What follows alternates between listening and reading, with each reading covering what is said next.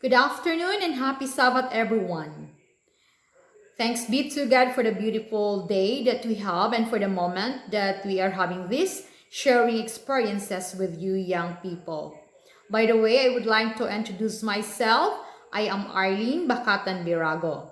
49 years old, I'm also a Seventh-day Adventist, like you. When Dave Barbias invited me to be your resource person for this issue or for this topic, how I deal the cancer, I'm very willing to share it with you. By the way, I know Day because she was once my colleague as one of the clinical instructors of the School of Nursing, where I also work as the Dean of the School of Nursing.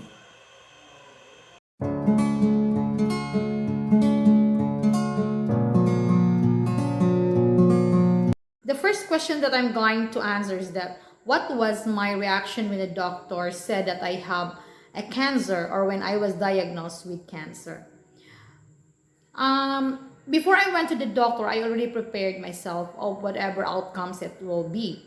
So when the result of the biopsy came out that I have an invasive ductal carcinoma stage 2B, um, it was not a big surprise for me already because I already prepared myself and I know already that it will turn into bad thing because I can feel the lump that it is not really good lump or what we say benign in terms of the signs that I have, but I have some already anticipation that it is not really good. So I already prepared myself, and prior to that also when I went to the doctor, I said to myself, Lord, whatever the result it will be, I have to face it.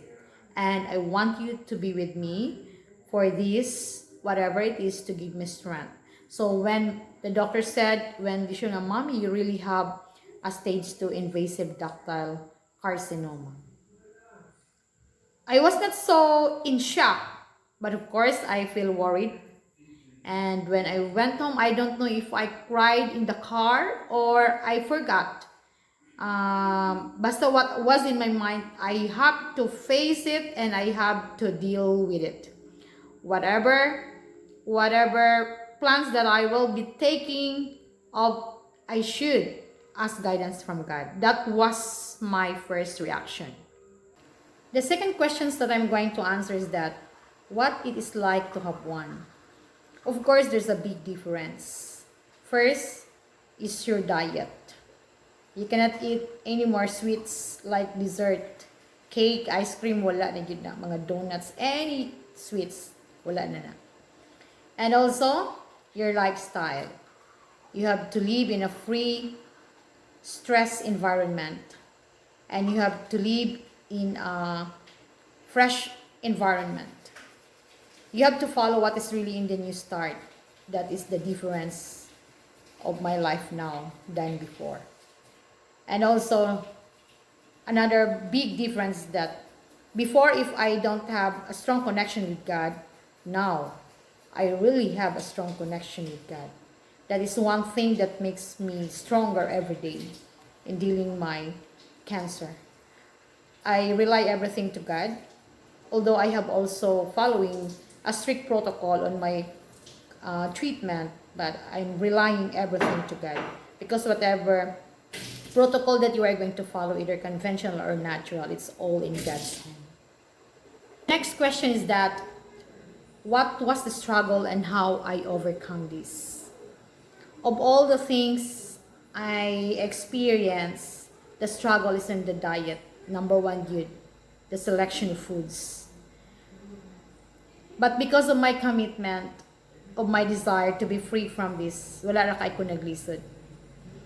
Sometimes there are, or most of the times when there is gathering in the house, gathering in the workplace, daghan ka ng pagkaon sa tubangan, klase-klaseng mga sudan ng mga lagmi kaysa nga tanan, and also sweets, mga dessert, but because of my desire to be free from the illness, from this illness, dili jud ko matintal.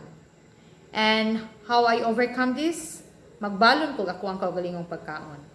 And I learned how to cook different dishes, especially viand. And kung magluto sad kog sudan for my meal, I should prepare 3 kinds of viand so that I have selection of viand na ako'y mga selection and ganahan ko mukaon. I make it a nice presentation para ganahan ko mukaon. And now, dili na ko matintal sa mga food na sa kong atubangan. Every day I report, I'm reporting. Magbalon jud ko og pagkaon nga akong pagkaon for my lunch, and I'm bringing with me mga five what they call is container, different kinds of foods that I have nga pwede na ko makaon. Very simple foods. Basta lang daghan ko choices para mabusog ka. Kay it is important to have a full diet or full meal para di ka gutomon, because when you are hungry, diha ka matintalan, diha ka makahunahunag kung sa imong kaunon nga imo ang you wish nga imong kaunon nga gimingaw na kasi imong mga pagkaon. But if you are full, dili ka mangandoy og food nga especially kanang mga bawal sa imo. That is how I win this struggle. I learned how to cook, and when I present the food in the table for a meal, it should be presentable. Hapit ko every day maghimo og food presentation, table presentation para gana ikaon. So even simple foods, ganahan ko mukaon. And also my desire. Ang ako yung desire nga maayo ko. And also I ask God guidance nga ubanan ko niya nga stronger ang akong self nga maka-resist ko sa mga temptation, especially sa foods.